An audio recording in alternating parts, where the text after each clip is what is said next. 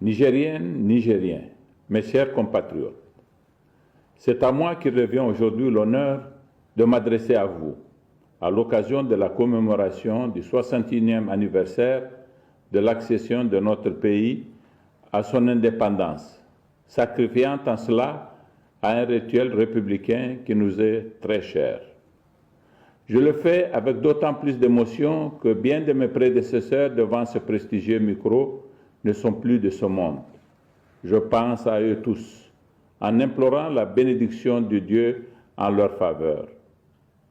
Permettez-moi aussi de rendre un hommage appuyé au président Issoufou Mahamadou auquel j'ai succédé.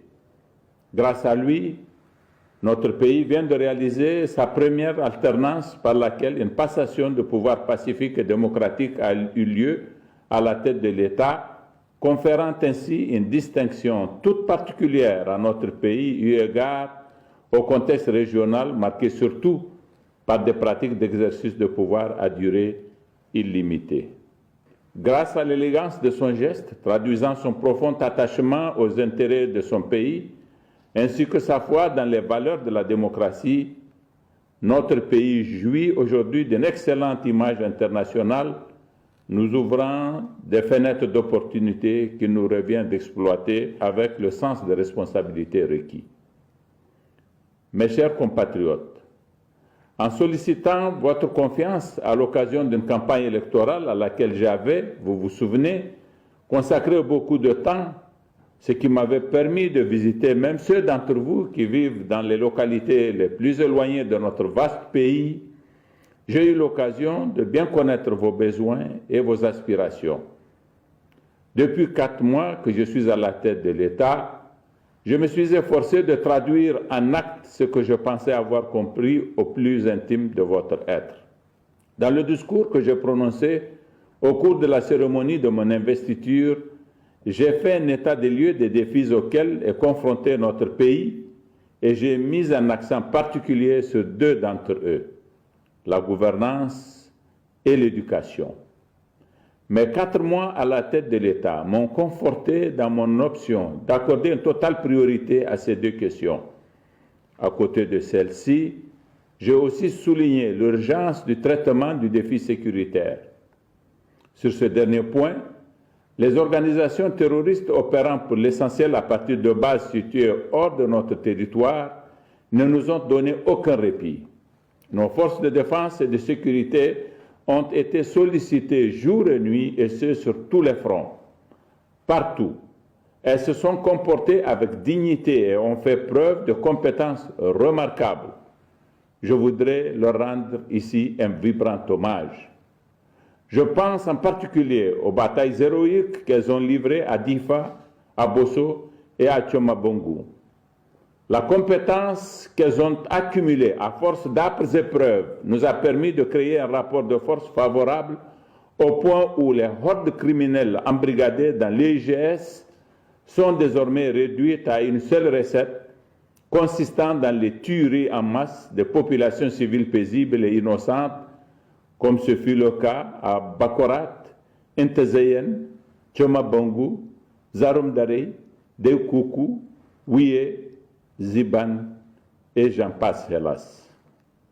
Ce fort de ce rapport de force que nous avons pu ramener dans leurs villages respectifs toutes les populations déplacées internes de Lanzuru, de Fantio et des environs de Bani Bangou dans la région de Tillabéri.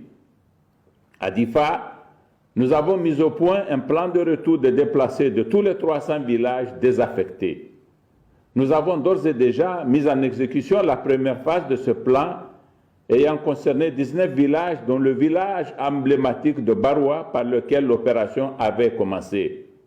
Je suis très heureux de savoir que ces populations ont réinvesti leurs champs, celles de Baroua s'apprêtant même à reprendre la pêche. Mes chers compatriotes, la promotion de la bonne gouvernance est l'un des domaines où j'avais annoncé des actions décisives lors de mon investiture. La bonne gouvernance suppose la bonne marche des institutions républicaines et la préservation des libertés et des droits fondamentaux. Je note à cet égard que l'Assemblée nationale vient de clôturer sa première session ordinaire. Elle a pleinement exercé son droit de contrôle de l'action gouvernementale.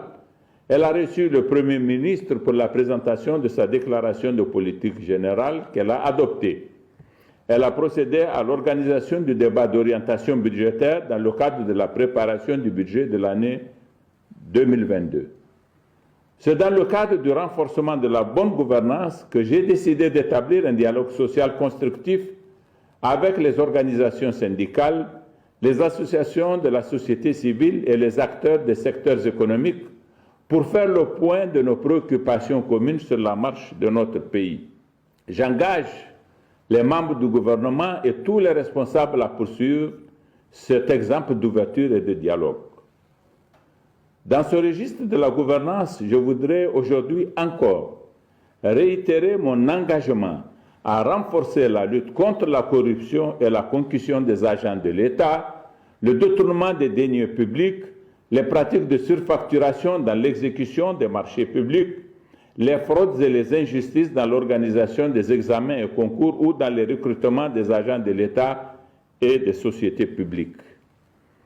La pérennisation de l'État de droit passe en effet nécessairement par le respect par l'État, incarné en l'occurrence par le gouvernement, des règles qu'il a édictées. Mes chers compatriotes, comme je l'ai affirmé dans mon discours d'investiture, l'éducation est notre plus grand défi. Ces faiblesses paralysent nos possibilités de constituer un véritable capital humain capable de prendre en charge les défis de développement de notre pays. Notre système éducatif a besoin d'être repensé et il le sera. Ce sera la traduction du contrat qui m'est lié au peuple nigérien. D'ores et déjà, et conformément à mon engagement de suivre personnellement les réformes engagées dans ce secteur, j'ai eu à consulter les partenaires de l'éducation sur les principaux axes de ces réformes afin de les sensibiliser et de recueillir leurs opinions et leur soutien. À l'issue de ces concertations, des actions ont immédiatement été engagées par le gouvernement en vue de la mise au point d'une grande politique de réforme de notre système éducatif. Cette réforme vise surtout à repenser notre politique de formation des enseignants et des encadreurs en relevant d'une part le niveau à partir duquel seront orientés les élèves destinés à l'enseignement et à mettre d'autre part une rigueur toute particulière dans cette formation. Des mesures incitatives spéciales seront mises en œuvre pour favoriser le recrutement de professeurs dans les disciplines scientifiques dont nos établissements manquent cruellement, ce qui explique en grande partie les contre-performances de nos élèves. Des internats pour jeunes filles seront construits en vue de garder les filles le plus longtemps possible dans le système éducatif et leur donner de réelles chances de promotion sociale. Notre système de formation professionnelle sera rationalisé pour lui permettre de produire les cadres techniques si indispensables pour notre économie. Concernant l'enseignement supérieur, je compte, entre autres actions, faire en sorte que d'ici la fin de l'année 2023, nous puissions satisfaire tous les besoins de nos universités en enseignants-chercheurs. Mes chers compatriotes, cette année encore, l'anniversaire de notre accession à l'indépendance se déroule dans un contexte de préoccupations sanitaires dues à la pandémie de la COVID-19, avec notamment l'apparition du très dangereux variant Delta. Je voudrais vous inviter à vous faire vacciner, vous tous, et à respecter toutes les consignes sanitaires pour éviter cette maladie. La commémoration de l'indépendance s'accompagne traditionnellement des actions de plantation d'arbres et de reboisement.